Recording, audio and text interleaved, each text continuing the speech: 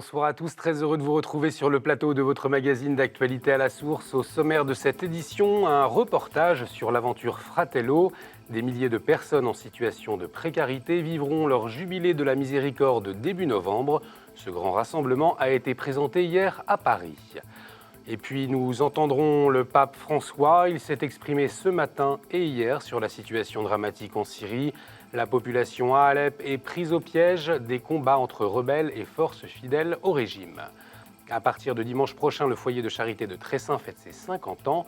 Plusieurs manifestations sont organisées pour proposer des réponses aux questions que pose notre société, comme nous l'expliquera sa porte-parole Honorine Grasset.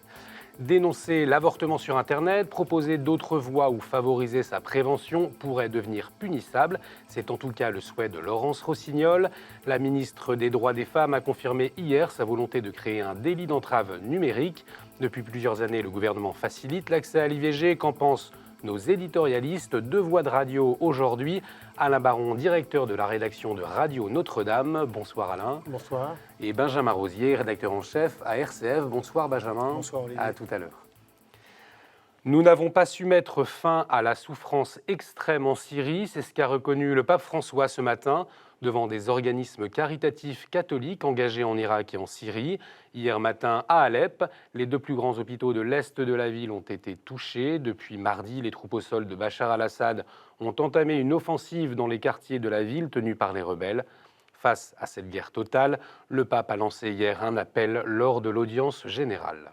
Ma pensée va une nouvelle fois à la Syrie tant aimée et tourmentée. Continuano a giungermi notizie drammatiche. Je reçois sans cesse les nouvelles dramatiques sur le sort des populations d'Alep,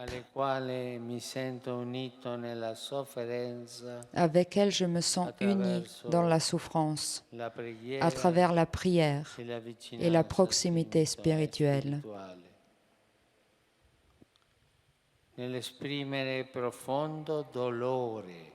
En exprimant la profonde douleur et la grande préoccupation pour ce qu'il se passe dans cette ville déjà tourmentée, où meurent les enfants, les personnes âgées, les jeunes, les vieux, de très nombreuses personnes, tous. Je renouvelle mon appel à s'engager avec toutes nos forces dans la protection des civils, comme une obligation impérative et urgente. Et je fais appel à la conscience des responsables des bombardements qui devront en rendre compte devant Dieu. Le pape François qui a envoyé hier après-midi un télégramme de condoléances au président de l'État d'Israël, Reuven Rivlin, après le décès de Shimon Peres. L'ancien président israélien est décédé à 93 ans dans la nuit du 28 septembre. Le Saint-Père a exprimé sa grande reconnaissance pour ses efforts inlassables en faveur de la paix.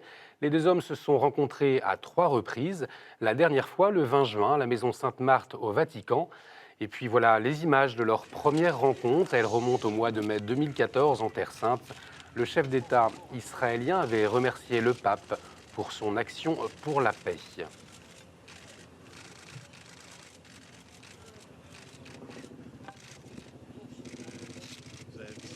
J'ajoute que le pape François sera représenté par 3 évêques aux obsèques de Shimon Peres demain à Jérusalem. Le Saint-Père sera quant à lui en déplacement en Géorgie, un voyage que vous pourrez suivre en direct sur KTO.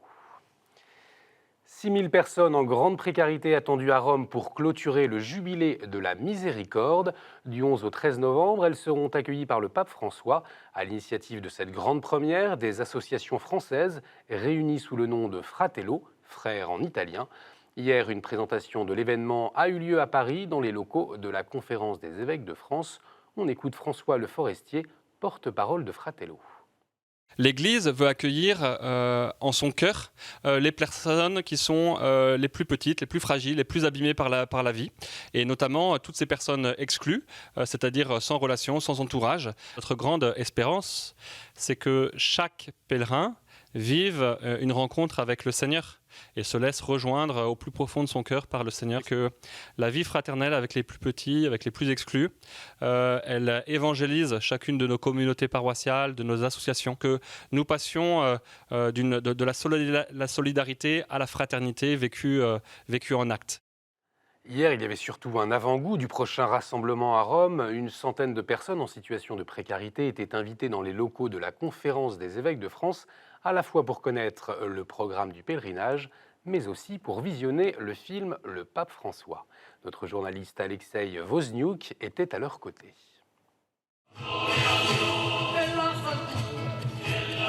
Une soirée qui restera gravée dans la mémoire de beaucoup de personnes. Les évêques de France ont cédé leur fauteuil aux gens de la rue. Il y a quelque chose d'incroyable aujourd'hui. C'est pas des grands experts, c'est pas des évêques qui se retrouvent, c'est pas des savants qui se retrouvent dans cette salle à la conférence des évêques. C'est des pauvres, c'est des petits. L'Église, au travers de notre pape François, est en train d'opérer une conversion, de se rendre compte que Jésus dit: ce que tu as fait au plus petit d'entre les miens, c'est à moi que tu l'as fait. Celui qui accueille ce petit en mon nom, c'est moi qui l'accueille. Laissez venir à moi les petits enfants. On va vivre une vraie retraite où on va accueillir Jésus. On va s'accueillir les pauvres entre nous et on va accueillir nos pauvretés. Le pape François a invité les personnes sans abri à faire un pèlerinage au cœur de Rome pour clôturer le jubilé de la miséricorde. Ces gens font partie de l'Église et c'est à eux de tenir le parole aujourd'hui. Ça va mettre l'accent sur nous, sur la misère du peuple, du monde entier, des pauvres. Il faut que ça s'arrête.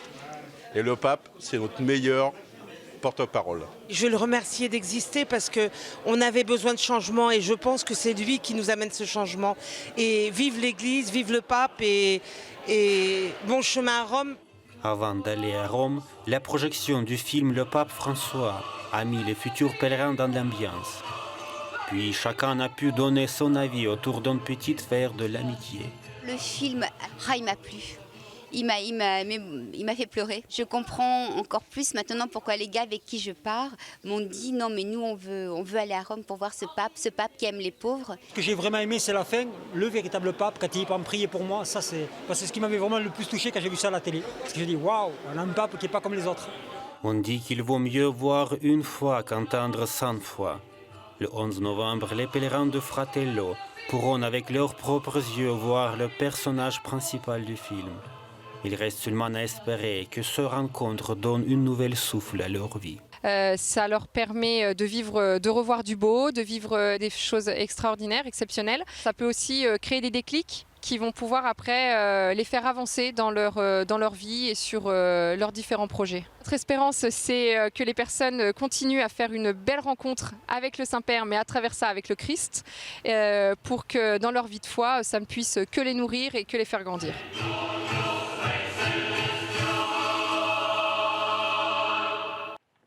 Tradition familiale, volonté de connaître les valeurs chrétiennes ou simple curiosité, voilà ce qui pousse les parents à inscrire leurs enfants au catéchisme.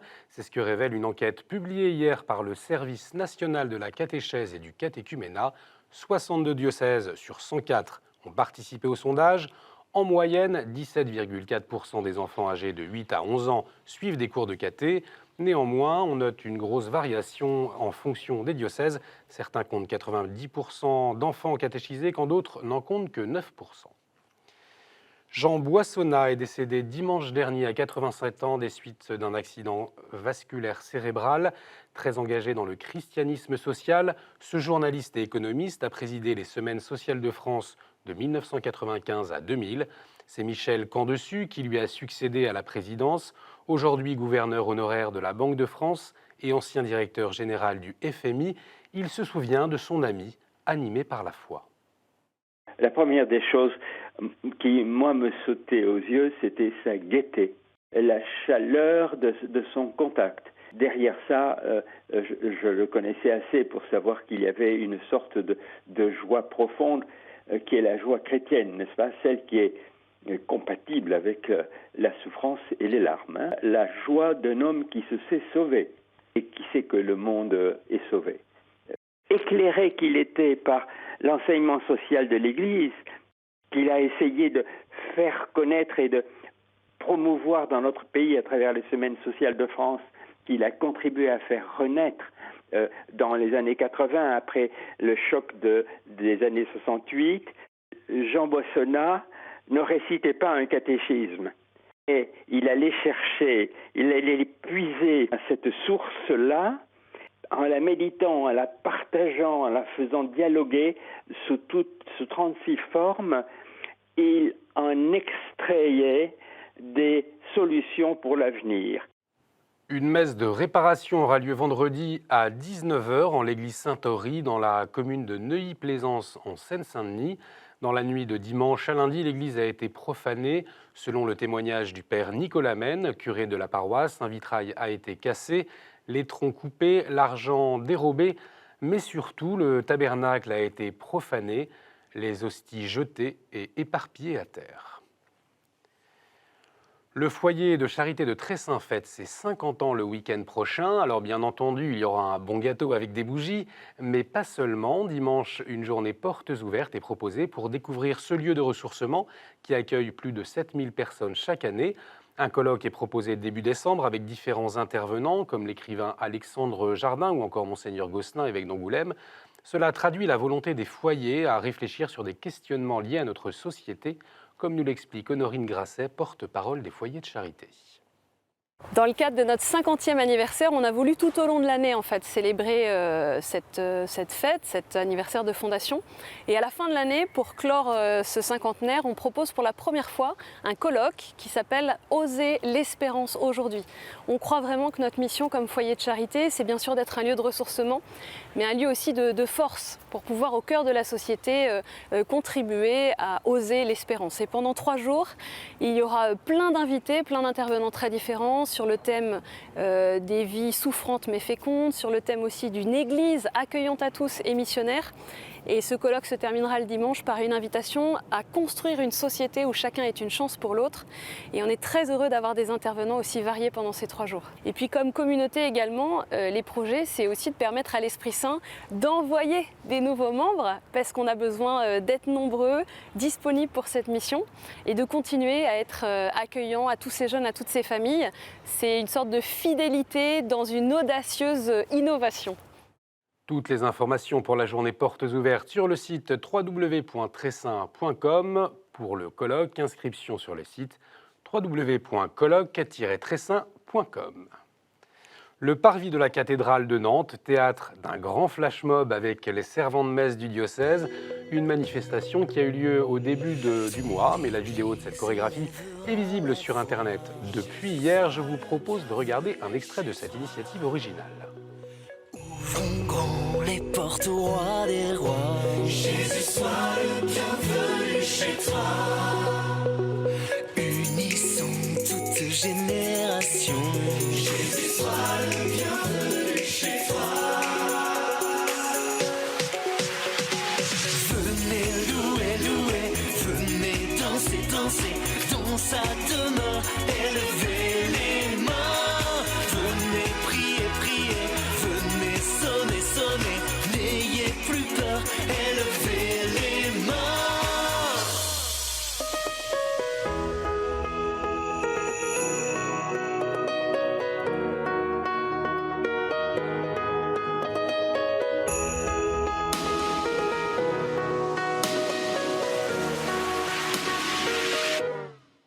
Voilà, belle idée. On poursuit notre édition avec la chronique du Père Roger qui ce soir nous parle de MOOC, le nom de ces formations proposées sur Internet, et l'Église s'est emparée du concept.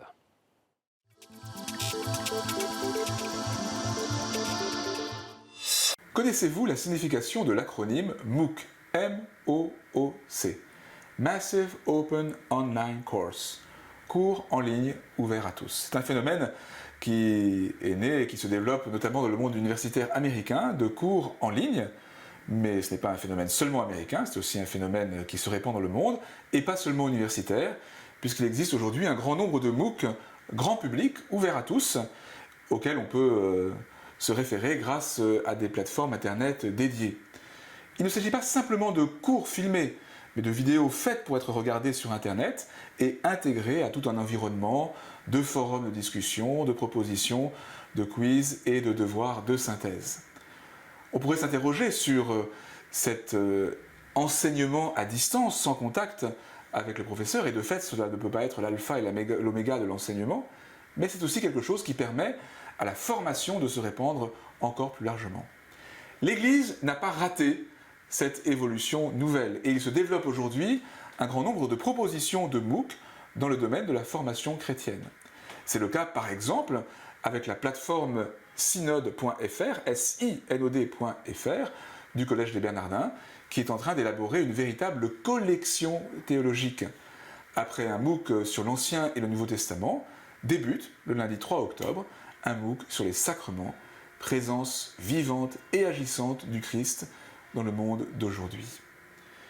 Les sacrements, on ne pourra jamais les vivre à distance, mais un enseignement à distance permet précisément d'inviter à vivre l'actualité des sacrements, ici et maintenant, dans une communauté particulière. La dimension virtuelle de l'enseignement est au service du réel des sacrements qui manifeste la profondeur, la force de l'instant présent où Dieu se donne. Merci Père Rouget, et pour s'informer, il y a aussi la presse papier. Tout de suite, ce que vous proposent les hebdomadaires chrétiens dès demain.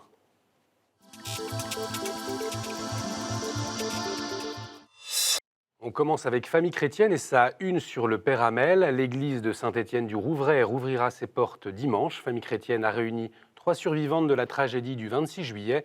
Elles témoignent de la façon dont cette épreuve a raffermi leur foi. Les 3 religieuses présentes à Saint-Étienne du Rouvray se confient également à l'hebdomadaire La Vie cette semaine. À découvrir aussi un reportage photo en Éthiopie avec une jeune femme, Kémélé. Elle a décidé de quitter la ferme de son enfance pour aller travailler à Addis Abeba, une mutation sociale liée au décollage économique du pays. Oui, la France peut garder ses usines pour l'hebdomadaire Pèlerin, alors que 400 emplois sont susceptibles d'être supprimés dans l'usine Alstom de Belfort. Pèlerin est allé à la rencontre de chefs d'entreprise et d'ouvriers dont l'usine est une vraie réussite industrielle. Dans l'éditorial de France catholique, Gérard Leclerc revient sur les victimes de l'attentat de Nice reçu par le pape le week-end dernier. Pour Gérard Leclerc, les communautés de différentes religions de France doivent pratiquer dès aujourd'hui, ensemble, les vertus concrètes, le pardon, l'amour, le respect, qui nous feront meilleurs, ainsi que notre communauté politique.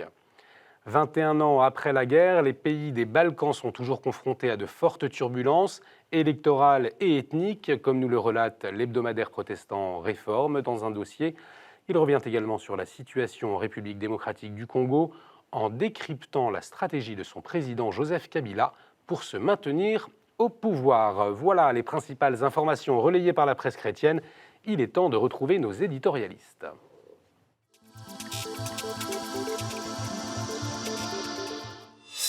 Depuis 5 ans, le gouvernement a voté de nombreuses dispositions pour faciliter l'IVG, l'interruption volontaire de grossesse, par exemple la suppression de l'exigence d'une situation de détresse, la suppression du délai de réflexion ou la pratique de l'avortement chirurgical hors hôpitaux. Aujourd'hui, c'est la volonté de créer un délit d'entrave numérique. Pour faire plus simple, si un site internet tente de convaincre les femmes de ne pas avorter, il est punissable. On en parle ce soir avec vous, Alain Baron, directeur de la rédaction de Radio Notre-Dame. Rebonsoir Alain. Bonsoir, et rebonsoir Benjamin Rosier, rédacteur en chef à RCF. Pour commencer, messieurs, vous qui êtes journalistes, est-ce que vous craignez pour la liberté d'expression avec ce délit d'entrave numérique? Alain? C'est évident, puisque en fait, depuis les années 90, il existe un délit d'entrave à l'avortement. C'est par exemple les gens qui manifestent devant les cliniques où on avorte, ou les hôpitaux, qui empêchent les jeunes femmes d'y accéder. C'est un délit qui est puni jusqu'à 2 ans de prison ferme, plus une amende. Et l'idée du gouvernement, c'est d'aligner le délit d'entrave numérique sur ce délit d'entrave à l'avortement. Bon, on voit bien que c'est très dangereux, parce que si un site... il y a beaucoup de sites qui essayent de convaincre les femmes de ne pas avorter, où s'arrête l'entrave à l'avortement? Tout le problème est là. C'est ça, parce qu'il n'y a pas d'opposition physique déjà. Non, c'est uniquement le fait d'aller consulter un site où on va dire il y a d'autres solutions que l'avortement, il y a le conseil, évidemment, un conseil approprié, mais où commence la liberté et où s'arrête-t-elle? Surtout, c'est ça qui est très inquiétant. Cette liberté d'expression, ça vous fait peur aussi, Benjamin? Ah oui, ça pose tout de suite question. Alors, la ministre des Familles dit dans son communiqué, d'ailleurs, il faut rappeler que donc, en commission des affaires sociales du Sénat, ça a été retoqué. Donc, alors, on ne sait pas si le gouvernement, peut-être en séance plénière à partir d'octobre, représentera cet amendement. La ministre des Familles, elle nous dit si les informations sont biaisées, etc., jugées fausses, qui amènerait ces femmes à être dissuadées. Alors, tout comme Alain, c'est compliqué de savoir à quel moment elles deviennent fausses, à quel moment elles deviennent biaisées et à quel moment elles ne le sont plus. Et à partir de ce moment-là, si on commence à ouvrir cette boîte-là, ça va être très compliqué de ne pas aller sur des dérives. Et c'est là où la liberté d'expression, en effet, elle est menacée. Et en fait, ce serait un retour de la censure, du délit d'opinion, puisqu'on est vraiment entre délit d'entrave et délit d'opinion là-dessus. Donc oui, c'est inquiétant. Et puis ensuite, il faudrait savoir qu'est-ce qui dérange finalement le gouvernement. C'est de pouvoir dire, oui, certaines femmes qui ont avorté ont vécu ça très difficilement. Oui, il y a des conséquences physiques et psychologiques, comme d'autres ont pu le vivre peut-être sans moindre difficulté ou sans difficulté, mais ceci est réel. Alors qu'après, on puisse dénoncer certains sites qui peut-être avancent des choses de manière hasardeuse. Pourquoi pas, mais pourquoi ce site et pourquoi pas un autre? Et on voit que derrière un premier site, il y a tous les autres. Donc oui, en effet, c'est inquiétant. Vous avez eu, vous, pas l'occasion d'aller voir ces sites et qu'est-ce que vous en pensez? En fait, ils sont très différents. Ouais, ils sont très différents. On parle beaucoup d'Afterbase, dont le nom est très clair. Donc, c'est tenu par les survivants. Eux, ils révolutionnent un petit peu les codes je dirais, du militantisme anti-IVG, etc. Donc, bien sûr, ça choque, ça surprend. C'est plus jeune, il y a plus de couleurs. Enfin, derrière ce site-là, il y a aussi SOS Bébé d'Alliance Vita qui fondent vraiment sur une action de terrain d'accompagnement des femmes, soit confrontées à une grossesse non désirée, soit ensuite qui ont vécu un avortement et qui là parlent, je dirais, de cas pratiques. Et donc, ce qu'ils nous donnent, c'est des faits, c'est de l'objectif. Et nous avons eu la curiosité, une de nos journalistes ce matin a eu la curiosité d'aller voir les sites gouvernementaux. Alors justement, qu'est-ce qu'il en est? C'est intéressant. Alors au début, la conversation est assez normale, je dirais. Il y a une jeune femme qui répond tout à fait normalement, qui fait son travail, si on peut dire. Et puis assez vite, ça dévie. Et là, quand on parle d'informations biaisées, là aussi, les sites gouvernementaux peuvent être accusés de biaiser les informations. Parce qu'on voit bien qu'elle oriente vers une seule solution, c'est l'avortement. C'est-à-dire que sur les sites gouvernementaux, on ne propose pas d'alternative à l'avortement. D'après l'enquête de votre journaliste, apparemment, ce n'est pas le cas? Non, c'est vraiment, on sent au fil de la conversation, on sent très bien. Alors là, le journaliste posait des questions, se faisait passer pour une femme en difficulté, elle a joué le jeu. Et on voyait très bien qu'au fil des minutes, on n'allait que dans une seule direction. Il n'y avait pas de doute là-dessus. Et même à la fin, il y a eu quelque chose d'extraordinaire, si on peut dire, c'est que la femme qui est payée sur le site gouvernemental, qui dit « Ah, mais si vous dépassez le délai légal, ce qui est de 12 semaines, dans ce cas-là, il faut aller aux Pays-Bas. » Donc voilà. Alors là aussi, on peut dire l'information est biaisée aussi, puisqu'en fait, il n'y a qu'une seule ouverture dans un seul sens, quoi. Oui, effectivement. C'est clair, ça a été beaucoup relevé. En effet, sur le site du gouvernement, vous n'avez pas la proposition et l'information sur les autres voies. C'est-à-dire qu'on n'est que dans la proposition d'une voie, ce qui d'ailleurs donne du grain à moudre à ceux qui sont très inquiets par cette demande. Enfin, en tout cas, c'est cet amendement qui avait été présenté en disant, finalement, qui c'est ce gouvernement ou ces pouvoirs publics qui vont décider là où est la vérité. À ce moment-là, on n'est plus dans la liberté d'expression et la liberté d'expression d'une opinion, puisque c'est le gouvernement qui est jugé parti qui va nous dire ce qui est la vérité et sur ce qu'on doit dire et ce qui est bon de dire. Donc c'est un prêt-à-penser par rapport à l'IVG. Donc en effet, et je pense que les sénateurs, c'est ce qu'ils ont retenu. Alors malheureusement, ils l'écartent sur une question de procédure, mais derrière, et puis c'est aussi toute cette liberté d'expression sur Internet qui est questionnée. Juste assez rapidement, une dernière question. Je le disais en introduction, ça fait 5 ans que plusieurs dispositions sont mises en place pour faciliter l'accès à l'avortement. L'argument qui est mis en avant, c'est la liberté de la femme. Pour vous, est-ce que c'est la seule raison? Alain? La liberté de la femme, encore faut-il voir comment on la comprend. La liberté de la femme, c'est la soi-disant liberté de disposer de son corps. C'est ça. dans la doctrine catholique, ça ne veut pas dire la même chose que le discours gouvernemental. Quand on voit Mme Rossignol ou Mme Taubira, on sait bien qu'elles n'ont pas du tout les mêmes idées. Elles ont derrière la tête des choses bien précises. Moi, je voulais quand même rappeler en un mot l'ampleur du phénomène. Depuis l'adoption de la loi Veil, c'est 220 000 avortements par an. Et c'est stable. Malgré tout le discours officiel de dire on offre des alternatives, etc., il y a la contraception et tout ça. En fait, non. C'est toujours 220 000 avortements par an. C'est-à-dire l'équivalent de la population de Rennes ou de Lille, chaque année. Le dernier mot pour vous, Benjamin. La question, c'est que ce gouvernement, on l'a vu avec la succession de mesures, vous l'avez rappelé au début de ce dossier, finalement a souhaité rendre l'IVG comme un droit comme un autre. On a envie de dire ça. Il faut se rappeler que la loi Veil, et à l'Assemblée, Simone Veil parlait d'exception, disait qu'un avortement sera toujours un drame.